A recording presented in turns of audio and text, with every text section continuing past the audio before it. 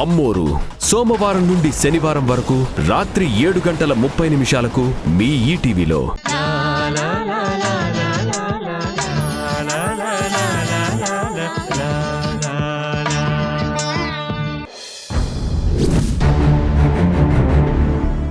ఎరా scene, rice mill శంకుస్థాపన చేసినంత ఈజీ కాదురా అక్కడ నువ్వు మిల్లు కట్టడం. ఆ 25 ఎకరాలు మాది, ఆ భూమి నీదని నువ్వెలా అంటావు? చూడండి, మీరు పెద్దోళ్ళే కావచ్చు, మా పొలాలు లాక్కొని రైతులు పొట్ట కొడతానంటే ఊరుకునేదే లేదు. ఊరుకోక ఏం చేస్తావురా? ఈ ఊర్లో ఒక్కరైనా నీ వెనకాల నిలబడతారా? మీలో మీరు ఎందుకు గొడవ పడతారు? కాసేపట్లో రుద్రాణి గారు వస్తారు. ఆవిడ చెప్పే తీర్పే అందరికీ వేదవాక్కు.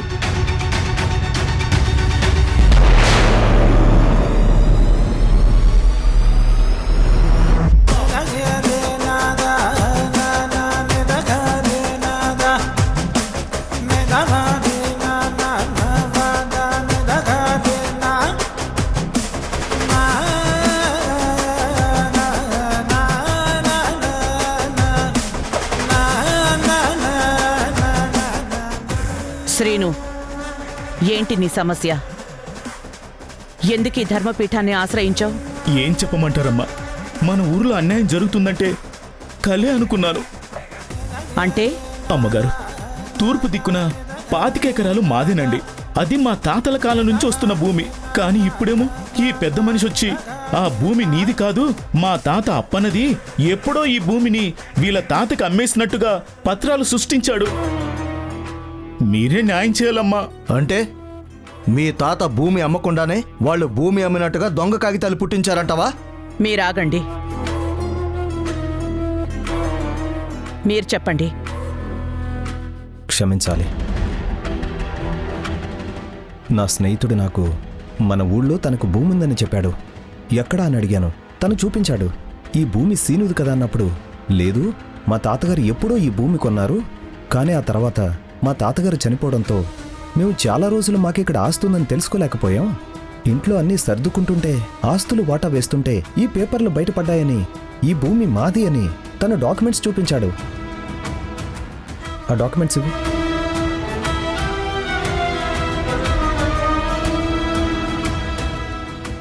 మేము ముందు న్యాయంగా సీను దగ్గరికి వెళ్ళి డాక్యుమెంట్స్ చూపించి ఈ భూమి వాళ్ళది అని అడిగాం. కాదు, ఇది నా స్థలమని సీను అడ్డంగా వాదించాడు. ఏంటి, ఇదంతా నిజమా? అవునమ్మా, ఇతను పొలం ఇవ్వనన్నాడు. నేను పోలీసుల్ని ఆశ్రయిద్దాం అనుకున్నాను, కానీ నా స్నేహితుడు చెప్పాడు ఈ ఊర్లో మీ మాటే శాసనం అని. అందుకే మీరు నాకు న్యాయం చేస్తారని ఇక్కడికి వచ్చాను. ధర్మపీఠం ముందు ఆశ్రయించిన వాళ్ళకి అన్యాయం జరిగిన చరిత్ర ఇక్కడ లేదు. అమ్మా, నేను ఈ మట్టిలోనే పుట్టి పెరిగాను. ఆ భూమి నాదేనమ్మా. ఆ కాగితాలు చూసి మాత్రం మీరు తీర్పునివ్వకండి. శ్రీను, కన్నీటికి న్యాయం కరగదు. ఇక్కడ ఆధారాలు మాత్రమే కావాలి. అమ్మమ్మ, ఆ భూమిని నమ్ముకొని బతుకుతున్న వాళ్ళం. నోరుంటే ఆ నేల తల్లే నిజం చెప్పేది, కానీ అబద్ధానికి సాక్ష్యంగా ఆ కాగితాలు చెప్పింది నమ్మి మీరు తీర్పు చెప్పొద్దమ్మా. ఆధారాలు నీవైపే ఉంటే న్యాయం నిన్నే వరిస్తుంది. ధర్మపీఠాన్ని ఏమార్చాలని చూస్తే పరిణామాలు ఎంత కఠినంగా ఉంటాయో ఊహించలేవు. కాగితాల్ని పరిశీలించాను. కాగితాల్లో ఈ భూమిని వాళ్లకి అమ్మినట్టుగా మీ తాత చేసిన సంతకం కూడా ఉంది. కాదని నువ్వెలా చెప్తావు?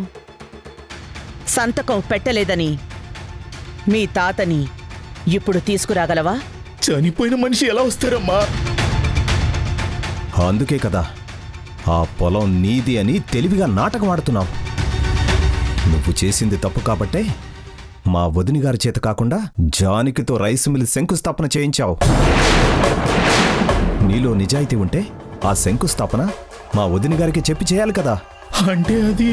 నువ్వింకేం మాట్లాడకు.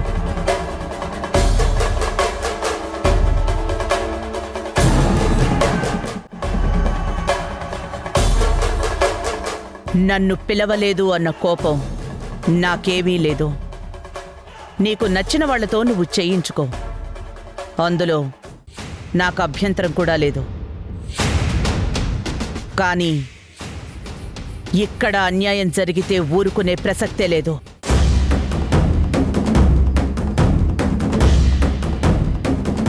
కాగితాలు మొత్తం పరిశీలించాను. ఈ భూమి వీళ్లకే చెందుతుందని ఈ ధర్మపీఠం తీర్పు చెప్తోంది. అమ్మా, మీ తీర్పు తప్పు.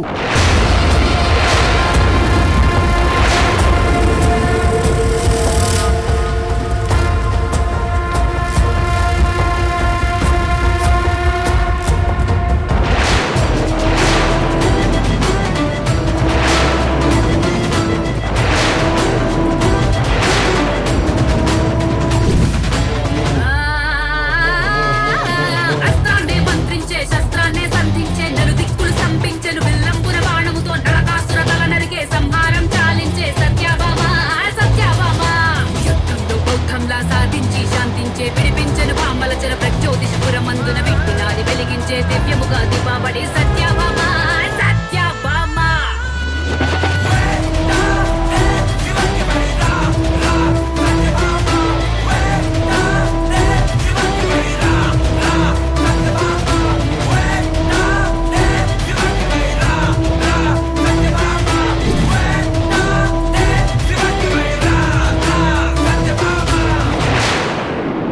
మీ తీర్పు తప్పు రుద్రాణి గారు. ఎంత ధైర్యం నీకు? నేను చెప్పిన తీర్పునే తప్పు అంటావా? తప్పు కాబట్టే తప్పు అని చెప్పాను. అదేం తప్పు కాదే. అలా చెప్పడానికి నీ దగ్గర ఏం ఆధారం ఉంది? ఎవరు నువ్వు? ఈ కుటుంబానికి నీకు ఏంటి సంబంధం? నా పేరు జానకి. నేను దీక్షితులు గారి కూతుర్ని. అప్పుడే ఒక అమ్మాయి వచ్చి కుముదని ఇష్టం వచ్చినట్టు తిట్టి అసలు ఇదేమైనా మీ జాగిరి అనుకుంటున్నారా అని నానా మాటలు అనింది. ఎవరో జానకి అంట. నువ్వేనా ప్రతి విషయంలోనూ అందరికీ అడ్డుపడుతున్నావని, ప్రతి దగ్గర నీ మాటే సాగాలని ప్రయత్నిస్తున్నావని నీ గురించి చాలానే విన్నాను. నేను ఎవరి విషయాల్లోనూ అడ్డుపడట్లేదు. తప్పు జరిగితే మాత్రం నిలదీసి తీరుతాను. అది ఎవరినైనా సరే, ఎక్కడైనా సరే. అంటే మా రుద్రాన్ని తప్పు చేసిందని అందరి ముందు తప్పుడు మాటలు చెప్పాలనుకుంటున్నావా? నీ అంతు చూస్తాను. మీరు బెదిరిస్తే ఇక్కడ భయపడే వాళ్ళెవరూ లేరండి.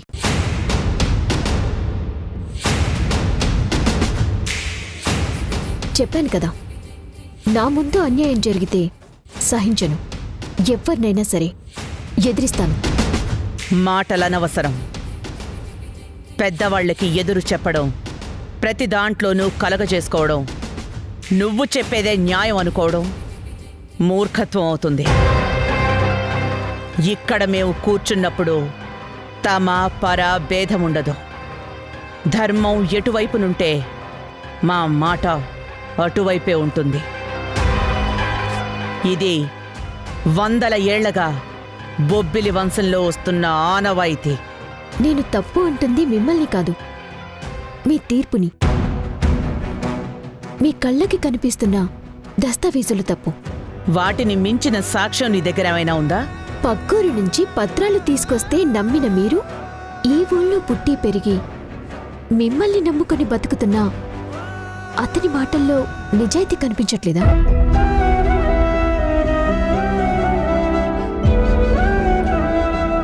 ఇరవై 25 ఎకరాల భూమి, దాని విలువ లక్షల్లో ఉంది.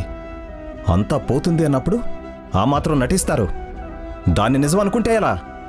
రిజిస్ట్రేషన్ చేయించుకున్న కాగితాలు మా వదిన గారి చేతిలోనే ఉన్నాయి. వాటిని అబద్ధం అంటే ఎలాగా?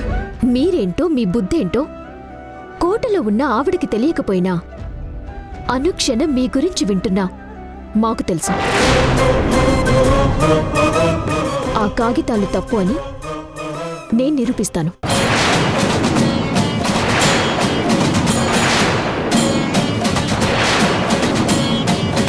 మాట జారుతున్నావు. ధర్మపీఠం ముందు మాటిస్తే దానికి కట్టుబడి ఉండాలి. తీర్పుని ఆపాలి అంటే నువ్వు నిరూపించి తీరాలి. లేదు అంటే లేదంటే మీ తీర్పు ఏంటో చెప్పండి, దాన్ని నేను శిరస వహిస్తాను.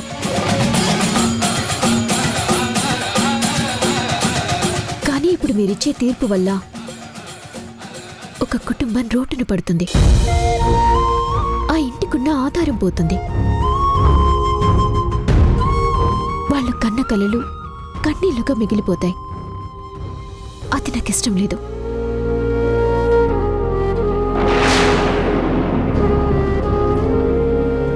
ఇలాంటి పనికిమాలిన మాటలో నువ్వేం పట్టించుకోవద్దు.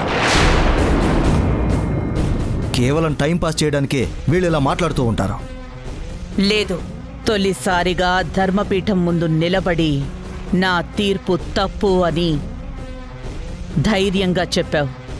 ఆ ధైర్యాన్ని నేను గౌరవిస్తాను. కానీ నన్ను అవమానించడానికే ఈ పని చేశావని తెలిస్తే నేనది సహించను. చెప్పు, ఎప్పుడు నిరూపిస్తావు? ఎలా నిరూపిస్తావు? 24 గంటల టైం ఇవ్వండి.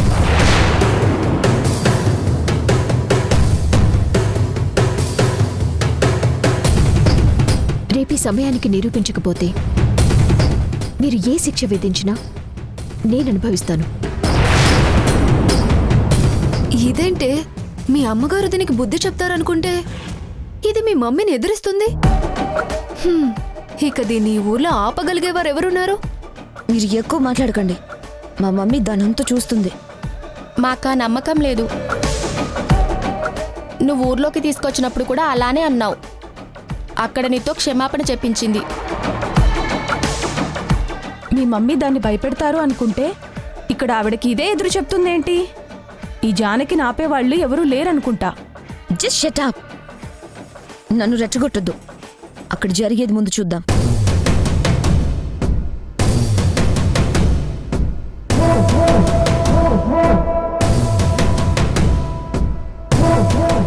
సరే, నువ్వడిగిన 24 గంటల సమయం ఇస్తున్నాను. రేపు ఉదయం 11 గంటలకి మళ్ళీ ధర్మపీఠం దగ్గర అందరం సమావేశం అవ్వాలి. ఈలోగా నా తీర్పు తప్పు అని నిరూపించాలి. అలా నిరూపించలేని పక్షంలో మోకాళ్ల మీద నిలబడి ముక్కు నేలకి రాసుకుంటూ అందరి ముందు ధర్మపీఠానికి క్షమాపణ చెప్పాలి.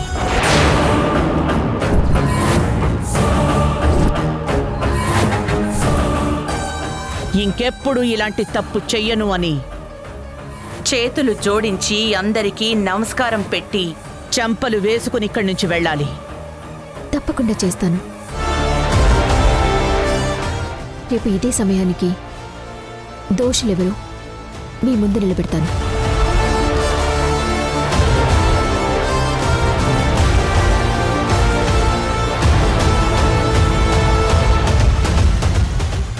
అనుకున్న ప్లాన్ మొత్తం మిస్ చేసింది. దీని సంగతి తర్వాత చూస్తాను.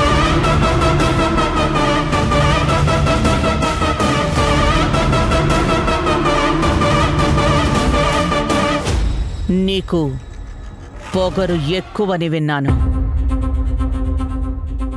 ఈరోజు నా కూతుర్ని కూడా నువ్వు అవమానించావని విన్నాను.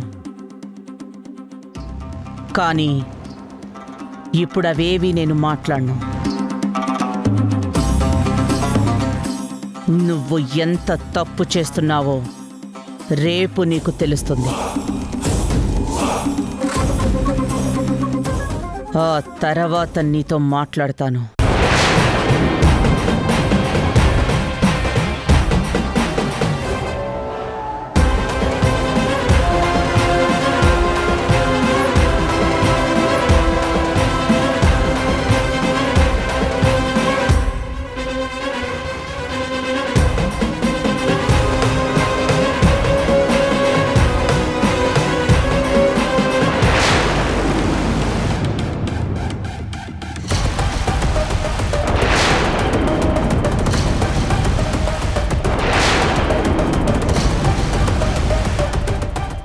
అసలు ఏంటి నీ ఉద్దేశం? నువ్వెవరిని ప్రశాంతంగా ఉండనివ్వవా? ఇన్ని రోజుల్లో ఎప్పుడు ఎవరు మమ్మీకి ఇలా ఎదురు చెప్పలేదు. నీలాంటి దాన్ని ఏం చేసినా తప్పులేదు. పొద్దున్నే నీకు బుద్ధి చెప్పినా ఇంకా బుద్ధి రాలేదన్నమాట. ఏంటి నా గురించేదో లేనిపోనివి చెప్పినట్టున్నావు? నీ తప్పుని కవర్ చేసుకోవటానికి నాది తప్పు అని చెప్పినా నేను భయపడ్ను. ఏదో పెద్ద డిటెక్టివ్ లాగా రేపట్లోగా అన్నీ తేల్చేస్తాను అని అన్నావు కదా. డాక్యుమెంట్స్ అన్నీ కరెక్ట్గా ఉన్నాయి. రేపు నువ్వే దోషిగా నిలబడతావు. అప్పుడు నీ సంగతి తెలుస్తాను. నీలాంటి వాళ్ళని చాలా మందిని చూశాను. ఇక్కడ తప్పు జరుగుతుందని నాకు తెలుసు కాబట్టి మీ అమ్మగారిని ఎదిరించాను. ఇంక నువ్వెంత తప్పక.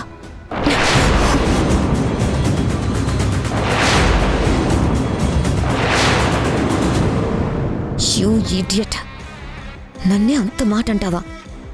ఏం చూసుకుని నీకింత పొగరు?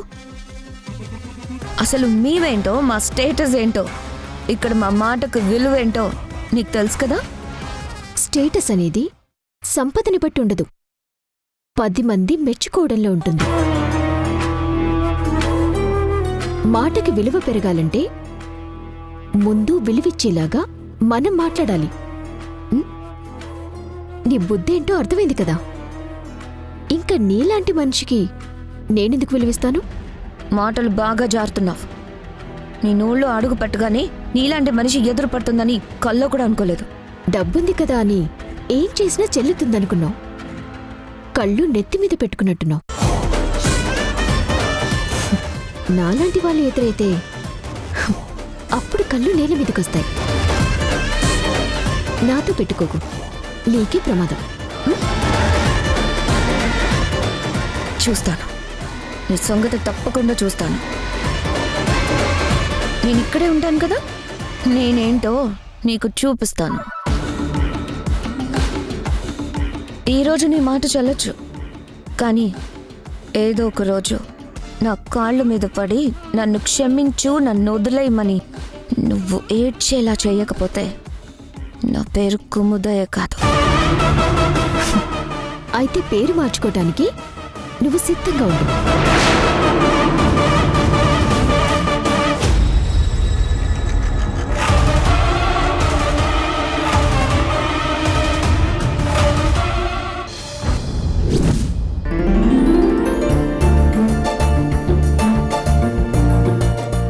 ఏం నాన్న, ఎక్కడికి వెళ్తున్నారు? కనీసం నీకు చెప్పలేదు.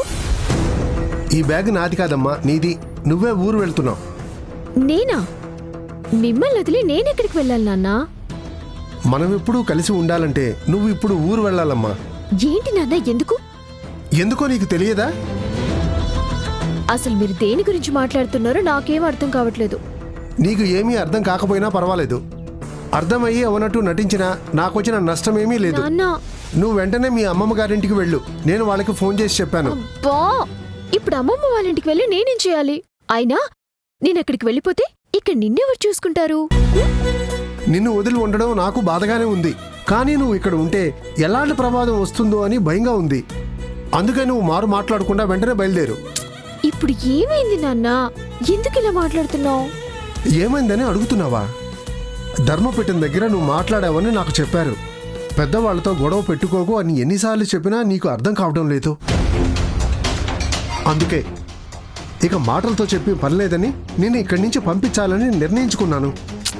ధర్మపీఠం దగ్గర నేనేం తప్పుగా మాట్లాడలేదు నాన్న. ఒక కుటుంబానికి అన్యాయం జరుగుతుంటే చూస్తూ ఊరుకోలేక అది తప్పు అని చెప్పాను. అది నా తప్పెలా అవుతుంది? అక్కడ ఉన్న వాళ్ళకి తెలియదమ్మా తప్పెవరిదో. అయినా ఇంతవరకు ఆ కుటుంబాన్ని ఎదిరించారా? వాళ్ళకి ఎదురు చెప్పారా? అలాంటిది నువ్వు వాళ్ళతోనే గొడవ పెట్టుకున్నావు. అసలు ఏమవుతుందన్న భయం ఉందా నీకు? నిజాన్ని మాట్లాడటానికి భయం ఎందుకు నాన్న? ఇవి చెప్పుకోవడానికి బాగుంటాయమ్మా, కానీ జీవితంలో బాధల్ని మాత్రమే మిగులుస్తాయి. అందులోనూ నువ్వు ఆడపిల్లవి. ఇలాంటి విషయాల్లో నువ్వు చాలా జాగ్రత్తగా ఉండాలి. తప్పు చేసిన వాళ్ళు పారిపోవాలి నాన్న, తప్పుని ఎదిరించే వాళ్ళు కాదు. నేను ఎక్కడికి వెళ్ళను. చూడమ్మా, నా శాంత నన్ను వదిలి అర్ధాంతరంగా పైకి వెళ్ళిపోయినా నా కూతురు నాకుంది అని నిన్ను కళ్ళల్లో పెట్టుకుని పెంచుకున్నాను. నేను బ్రతుకుతున్నది నీకోసం. నేను నిత్యం పూజ చేస్తూ రాముణ్ణి నేను వేడుకునేది కూడా నీకోసమే. అలాంటిది నీకేమైనా జరిగిందంటే ఈ గుండె తట్టుకోలేదమ్మా. అందుకే చెప్తున్నాను, దయచేసి ఇక్కడి నుంచి వెళ్ళిపో. ఇప్పుడు నేను వెళ్ళిపోతే తప్పు చేసిందని అవుతాను నాన్న. తప్పు నిరూపిస్తానని మాటిచ్చొచ్చాను. మాట నిలబెట్టుకోకుండా నేను వెళ్ళలేను. నా మాట వినవా? వినకపోతే నాన్న, మీ మీద ఒట్టు అని నా కాళ్ళని కట్టేయాలని చూడకండి నాన్న. ఇప్పుడు నేను అక్కడ నిలదీయకపోతే ఒక కుటుంబం మొత్తం ఆత్మహత్య చేసుకుంటుంది. వాళ్ళకున్న ఉపాధి పోతే ఆ కుటుంబం సమాధిలోకి వెళ్తుంది. అది న్యాయం అంటారా? అది ధర్మం అంటారా? న్యాయాన్ని ఆ దేవుడు చూసుకుంటాడు, మనం చూసుకోకూడదు. దేవుడు తనంతట తానే వచ్చి ఇది తప్పు అని చెప్పండి నాన్న. ఎవరో ఒక రూపంలో దాన్ని నిరూపించేలా చేస్తాడు. ఆ అవకాశం నాకు వచ్చిందని నువ్వెందుకు అనుకోవు? నీతి తప్పని రాముణ్ణి నిత్యం నువ్వు కొలుస్తూ ఉంటావు. మరి నీ కూతురు న్యాయంగా ఆలోచిస్తూ ఉంటే ఎందుకు నాన్న తప్పు పడుతున్నావు?